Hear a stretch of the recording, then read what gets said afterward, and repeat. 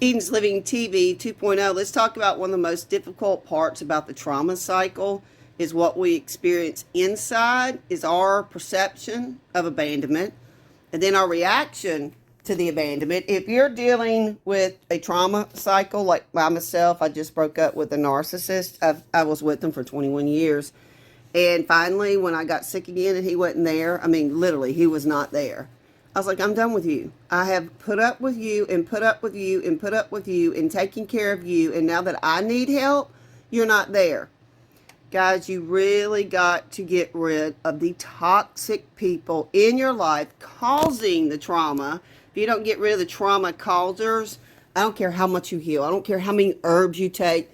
I don't care how many prayers you pray. If you don't get away from the people that are causing the trauma, there's no hope for you. Many trauma survivors have experienced either physical or emotional abandonment.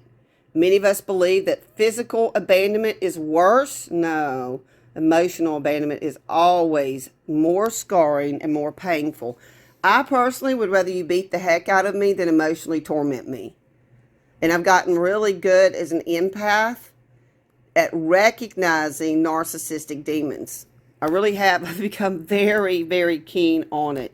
When your caregivers are physically present and emotionally absent as a child, you receive a very mixed, painful message that you must be alone with your emotions. And again, this is the way I was raised. My mom's husband, her first husband died. Like, it was an awful, awful, awful thing. And I think my mom just kind of shut down emotionally. And her children, I love my brothers and sisters. I really do. I love you guys if y'all listen to this. But they're just non-emotional people. You can't get much like care from these people. Like, they're not going to come up and go, I love you. Come here, let me give you a hug. No, that's not going to happen with my family.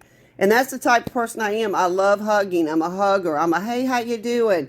Can I help you kind of person. As an adult, you become easily triggered into this abandonment. And then you get depression.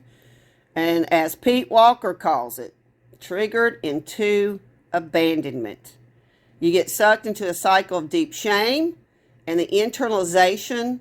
You subconsciously make it your fault that you're experiencing the feelings of abandonment because you were taught that all emotions are your fault and that you have to deal with them. Dealing with emotions as a result of a feeling abandoned, it creates just another layer of fear and shame, guys, and another layer of abandonment. That's why it is so, so important to find people that you can verbalize your emotions, that you can tell your feelings, and that you feel safe in doing so.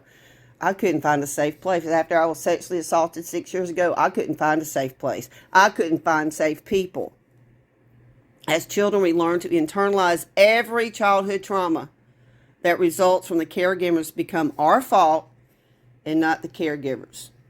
By learning to be our own emotions and somatically feel them in our bodies, by externalizing these energies, instead of making it our own fault, our shame, our problem, we get to feel into how this abandonment experience is a result of our caregivers' behavior in our childhoods.